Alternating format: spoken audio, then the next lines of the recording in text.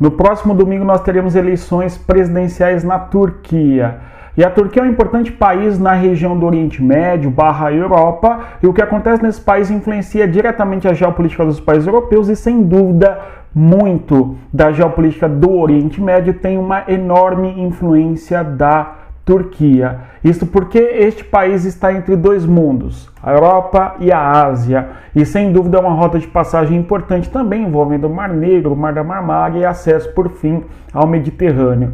Ou seja, a Turquia é um país-chave na geopolítica internacional. Entender os rumos deste país é importante, fundamental para entendermos os rumos do mundo. Acompanhe na aula de hoje um comentário justamente a respeito da Turquia e de suas eleições que se aproximam. Olá pessoal, tudo bem? Seja bem-vindo aqui, você mais uma vez ao canal Respeito à Geografia. Eu sou o professor Éder, falando com vocês a respeito de geopolítica. Gostaria de pedir para que deixasse like, se inscrevesse no canal e também acionasse o sino de notificações. Além disso, convido você para participar do nosso evento 29 de maio. O link está na descrição do nosso vídeo aqui e as informações também.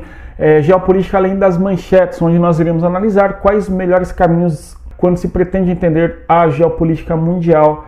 Vem estudar com a gente, sem mais delongas, vamos aqui, pessoal. Antes de tudo, eleições na Turquia, eu gostaria de pedir para que você também perdoe a pronúncia eventualmente errada quando falamos os nomes aí de Recep, Tayyip Erdogan, tudo bem? Eu falo Erdogan porque nós, no meu caso, abrasileiramos aí a coisa, tudo bem?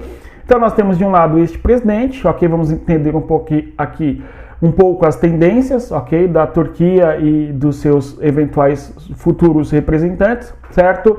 E esse segundo candidato, que é o líder da oposição, o Kemal Kılıçdaroğlu, tudo bem? Então, são os dois candidatos que estão no páreo a fim de chegar à presidência daquele país.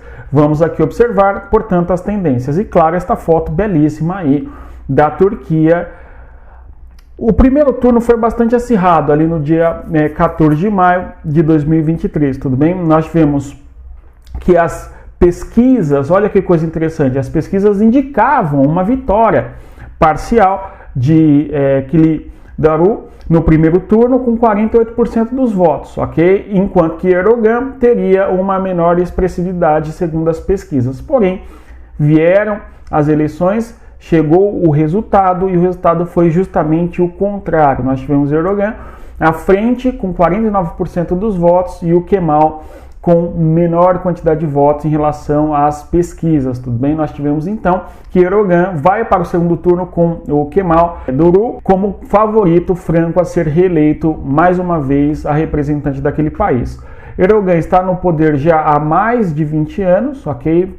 Desde 2003 e se eleito agora, novamente vai perdurar aí quase 2 décadas e meias à frente da Turquia, tudo bem? Então, este foi o resultado do segundo turno. Nós tivemos aí de um lado o Erdogan ficando em primeiro lugar, em segundo lugar o Kılıçdaroğlu, que vai para o segundo turno, e por fim, em terceiro lugar, o candidato Sinan Oğan, que já hoje fez o apoio ao Erdogan, tudo bem? Então, este terceiro candidato aqui, terceiro colocado, hoje já apoia o candidato favorito, que é o Erdogan, a ser eleito, e no caso, aí, reeleito a governar a Turquia, tudo bem?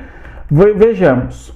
O resultado das eleições, aqui nós temos aquele momento nosso importante, que é o chamado o mundo no mapa, certo? Porque uma análise geopolítica sem o mapa certamente é uma análise política capenga. Então a gente tem aí, ó, o mundo no mapa. E eu vou dizê-lo aqui, ó, 2 mapas. Por isso, nos mapas, nós temos este primeiro mapa, que é o mapa do resultado eleitoral, ok? Na cor em amarelo, tudo bem? Na cor em amarelo, nós temos as regiões onde Erdogan teve maior expressão dos votos, ok? Então, nós visualizamos aqui, em todo o interior do território, nós tivemos uma maior presença de votos para o Erdogan, tudo bem? E esse mapa eleitoral é muito interessante, gente, porque ele nos revela uma Turquia dividida, com projetos diferentes de poder e assim por diante, ok? Então, novamente aqui, ó, o mundo, 2 mapas da Turquia, certo? Erdogan vence em regiões do interior, mas perde na capital. Então a capital é esta região, ok? Aqui, na cor em vermelho, tendendo ao rosa, nós temos que a vitória se deu para o Kemal, tudo bem? Então este candidato aqui venceu em Ankara, tudo bem? A capital da Turquia. E além disso, o Erdogan também perde na Istambul, tudo bem? Istambul é este outro território aqui, ó, Istambul, tudo bem? Então, tanto na capital, bem como em Istambul, nós tivemos que Erdogan perde a eleição. Claro que ele vence nas principais províncias do interior, na cor em amarelo, você pode visualizar, mas ele perde nas grandes cidades, tudo bem? Especialmente aqui essas cidades que estão no limite e fronteira com a Europa, tudo bem? Então as cidades Istambul e também capital, grandes centros urbanos tendem a ter uma perspectiva contrária, muitas vezes ao conservadorismo, ao nacionalismo, né, promovido por Erdogan, e consequentemente Erdogan acaba perdendo as eleições nestas regiões, ok? Mas no interior profundo, a Turquia mais rural, a Turquia mais camponesa, tende a votar nos valores mais conservadores e nacionalistas do Erdogan.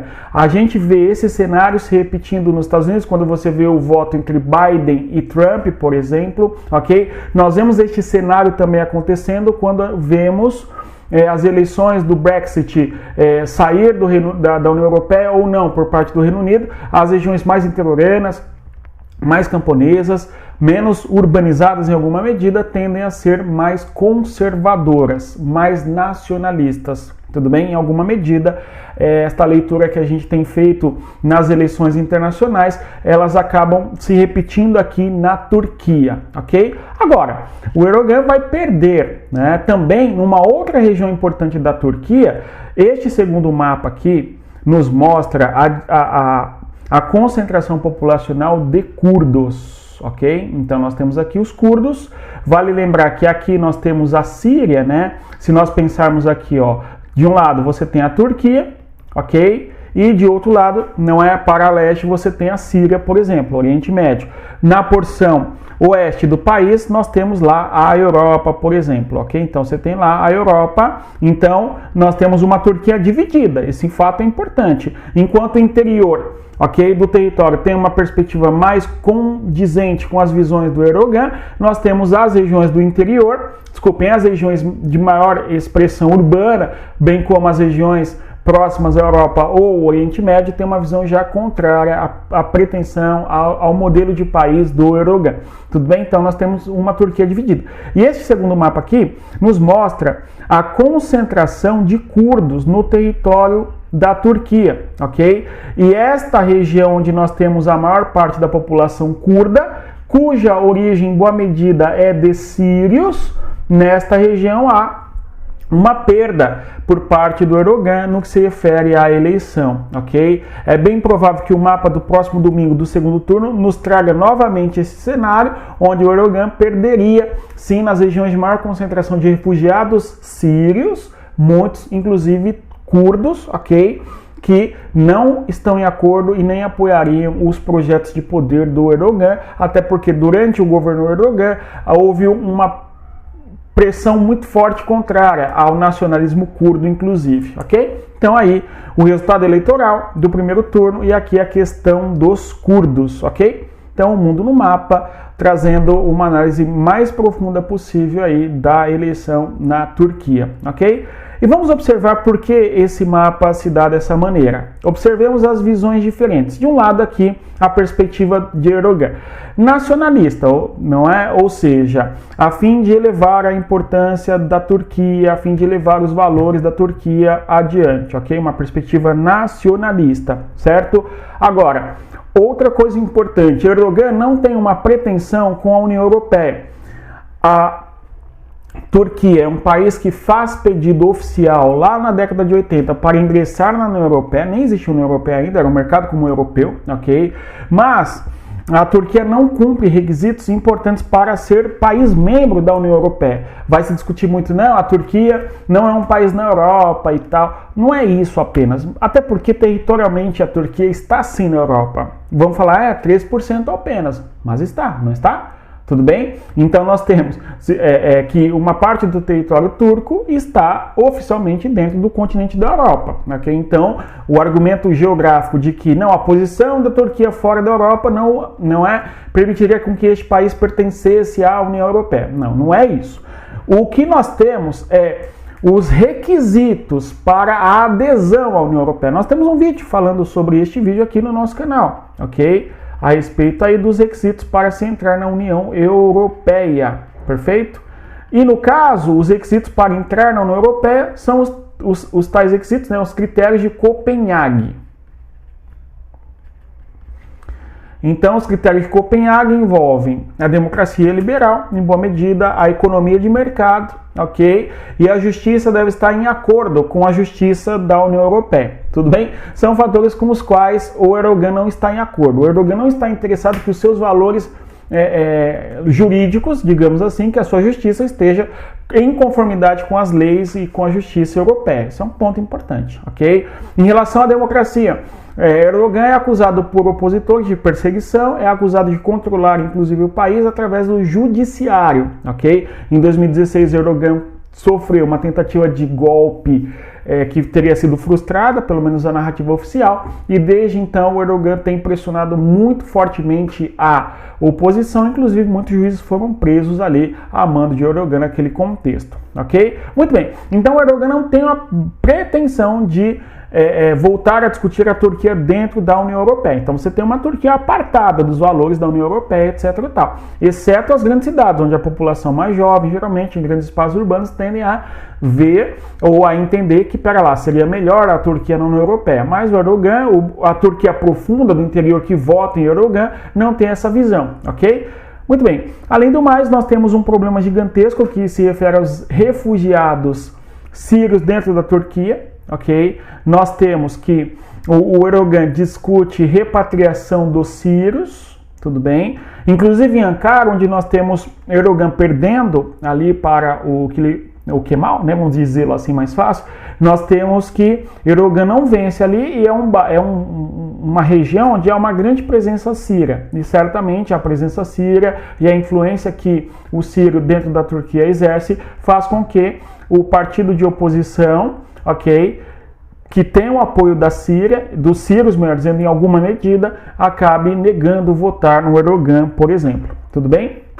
E claro, o Erdogan, além por fim, opõe-se fortemente contra os curdos, no caso uma oposição ao nacionalismo curdo, inclusive ao partido curdo, que é o tal do PKK, o qual é dito pelo Erdogan como sendo um partido terrorista, um grupo terrorista, não reconhecendo a existência oficial deste grupo, ok? Então temos essa tensão muito forte dentro da Turquia. Por sua vez, o Kemal é o líder da oposição unida, que envolve desde perspectivas políticas de aproximar-se com a União Europeia, perspectivas de liberdade econômica, de democracia liberal e assim por diante, ok?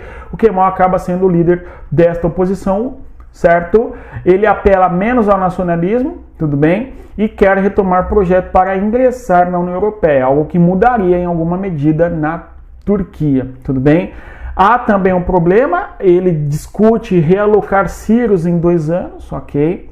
Repatriar e mandar embora sem grandes apoios, digamos assim. Agora, quando se pretende realocar, tentar recolocar o sírio no seu país, a fim de que ele volte a ter a sua vida no seu país de origem, que foi destruído pela guerra e assim por diante, ok? É um pouco diferente, tudo bem? O tratamento é um tratamento um pouco mais cuidadoso, ok? Digamos assim. Então, há uma tendência menor em repúdio por parte dos sírios na Turquia em relação ao Kemal, ok? Agora, aproxima-se um pouco também dos curdos, ok? Ganhando apoio desta grande população dentro da Turquia. Não por acaso a gente vê que no mapa eleitoral, naquela região onde há a presença de curdos, tudo bem? Na porção extremamente leste do país, nós temos uma população curda síria que nesta localidade onde acaba sendo, ok, recebendo um número maior de votos o candidato em oposição ao Erdogan, tudo bem? Então nós temos 2 projetos para a Turquia. Um deles é manter a Turquia como nacionalista, voltando à perspectiva da Turquia religiosa. A religião é um fator importante para o Erdogan. Tanto é que a Mesquita Azul, que é a antiga igreja Hagia Sofia, que é belíssima na Turquia, voltou a ser uma mesquita durante o governo de Erdogan, justamente por conta da vazão e do apoio, não é, que o governo Erdogan dá à perspectiva da religiosidade enquanto elemento de unidade do turco em torno da questão cultural, no caso do Islã, tudo bem? Certo? Já a perspectiva do Kemal é uma perspectiva de liberalismo, ok? Tem uma perspectiva mais pró-União Europeia, em boa medida, conforme a gente viu, e menos apelo à questão da religiosidade, dos valores da Turquia, tudo bem? São dois projetos de país que estarão nas urnas em 2023, agora no próximo dia 28, vamos acompanhar. E no dia seguinte temos a nossa live, mais uma vez eu reitero o convite, venha participar às 19 horas aqui no nosso canal do YouTube, falando sobre geopolítica além das manchetes.